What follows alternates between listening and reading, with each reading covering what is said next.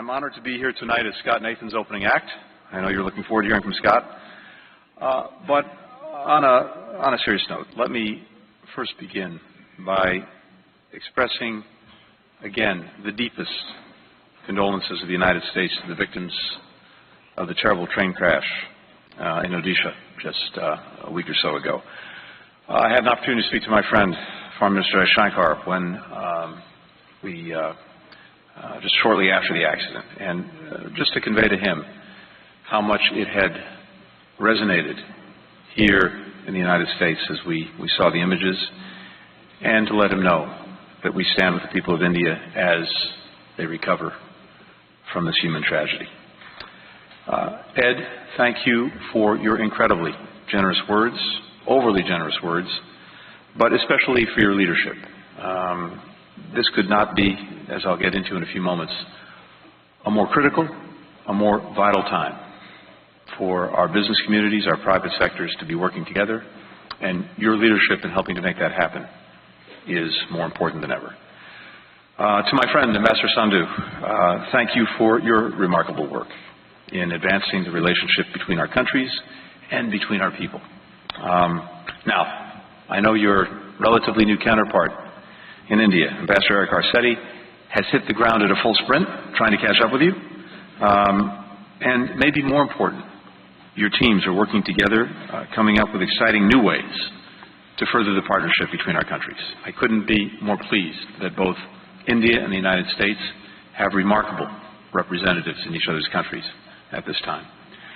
And to my colleague and friend, Ambassador Kishap, I'm not only grateful for your work here, but for decades of service to your country at the State Department, including as charge in India during the COVID pandemic. I had an opportunity to make one of my first trips in this job to India at that time, and saw the remarkable work that Atul was doing to lead our mission in a very challenging moment, but also to see in that moment the truly extraordinary partnership between India and the United States as we came to each other's assistance during some of the more challenging moments of COVID for each of our countries. And of course, last but not least, thank you to the entire U.S.-India Business Council for all that you do to connect our businesses, to try to foster more innovation, to expand opportunities in both of our countries. So we are here almost literally on the eve of what we believe will be a historic state visit by Prime Minister Modi, one that will further solidify what President Biden has called the defining relationship of the 21st century. Now, this is not something that the President came to yesterday. I've had the immense privilege and pleasure of working for the President for more than 20 years, going back to his time as Chairman of the Senate Foreign Relations Committee. And from that time, I know the premium he's attached to the relationship between our countries and the vision that he's had for the centrality, the importance of that relationship. The road that we've traveled over the last 25 years has been quite extraordinary. And I think it's a testament to the importance that we attach to the relationship, that it's a road that has gone through multiple administrations, Democrat and Republican. We continue to move further down the road of strengthening the partnership between our countries. We saw that in the final years of the Clinton administration, through the Bush administration, the Obama administration, the Trump administration, and now the Biden administration. Simply put, we see this defining relationship as a unique connection between the world's oldest and largest democracies, with a special obligation now to demonstrate that our governments can deliver for and empower all of our citizens. We see all of this in the deep bonds between our people who participate in exchange programs, stream shows like Padma Lakshmi's Top Chef. I know there are a few folks in the audience who do that.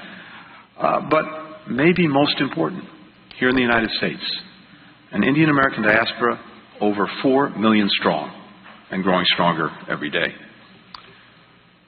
We see the importance of the partnership in a shared commitment to address regional and global challenges, promoting health security, working with our Quad partners to build a free, open, secure, prosperous Indo-Pacific, where people, where goods, where ideas can travel freely and rules are applied fairly. I have witnessed India's constructive leadership on these issues up close these last 2.5 years.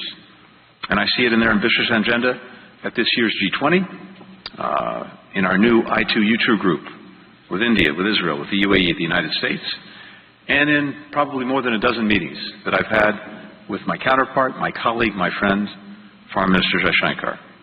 I've had the opportunity now to make several trips to India in this job, including one in March where I actually took an auto rickshaw ride that probably gave my security detail a little bit of concern, but we made it through.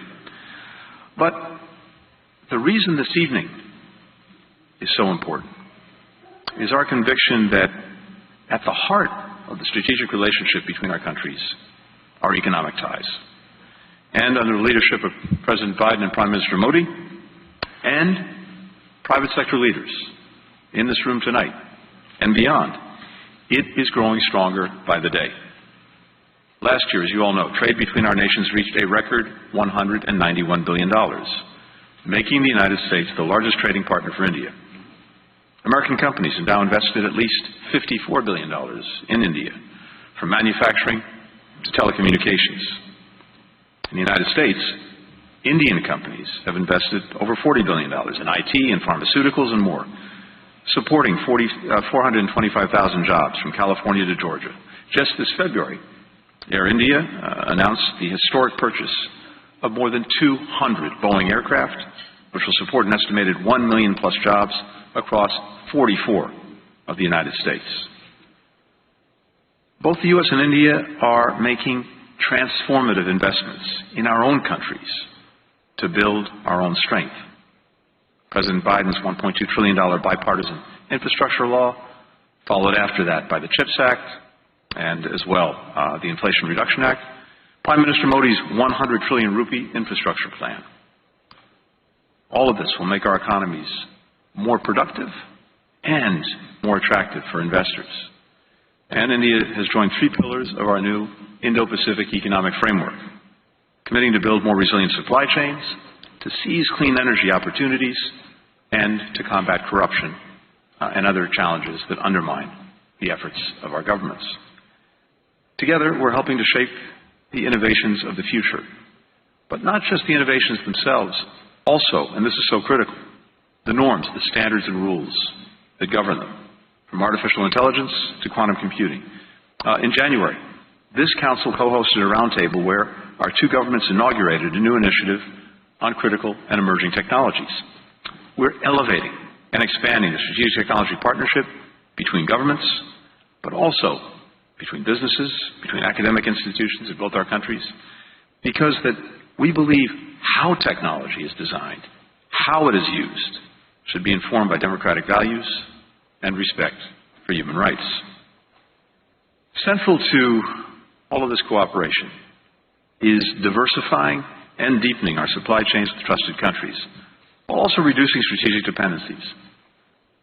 My friend and colleague, Secretary of Commerce Raimondo, and her counterpart, Minister Goyal, recently established a partnership to make our semiconductor supply chains more resilient. In Tamil Nadu, the U.S. International Development Finance Corporation, and you'll hear from Scott in a little while, provided $500 million to help a leading American company build a solar manufacturing facility.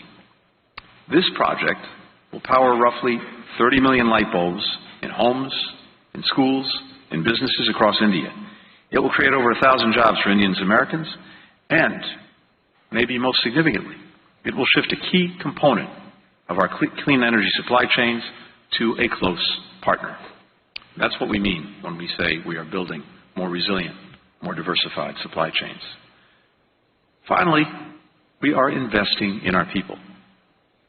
The U.S. and India's education systems have produced the leaders of some of our most iconic companies, from Google to Infosys, to, not to mention former MasterCard CEO Ajay Banga, who is now, of course, the new president of the World Bank and one-time president of the US IBC.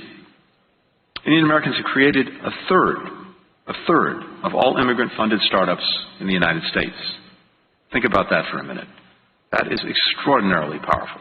And maybe most significant for the future of ties between our countries. We have more than 200,000 Indians studying in American universities, making India the second largest source of international students in the United States, and we want to continue encouraging that remarkable dynamism. This is how you build the bridges of the future.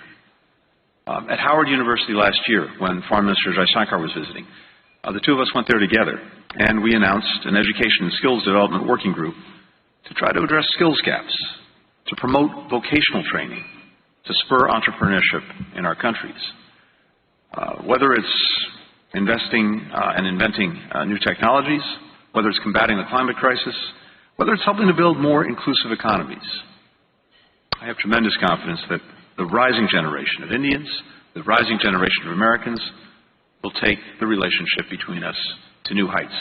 And in doing that, they will not only benefit our countries, they will benefit the entire world.